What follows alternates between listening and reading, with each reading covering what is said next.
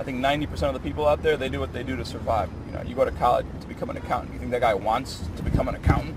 No. He went to college to become an accountant because it pays $37,000 a year and he could have his wife and kids and a minivan and a fucking house. You get to fucking work, you work your 8 hours, you go home, you get your paycheck at the end of the week. And what kind of life is that? Then you're 62 years old and you retire for 3 years. You die of fucking prostate cancer or some fucking crazy shit. I mean, think about it. Our education system is predicated on the idea of academic ability. And there's a reason. The whole system was invented around the world. There were no public systems of education really before the 19th century. They all came into being to meet the needs of industrialism. So the hierarchy is rooted on two ideas. Number one, that the most useful subjects for work are at the top. So you were probably steered benignly away from things at school when you were a kid, things you liked, on the grounds you would never get a job doing that. Is that right? Don't do music, you're not going to be a musician. Don't do art, you won't be an artist. Benign advice. Now, profoundly mistaken. The whole world is engulfed in a revolution. And the second is academic ability, which has really come to dominate our view of intelligence because the universities designed the system in their image. If you think of it, the whole system of public education around the world is a protracted process of university entrance.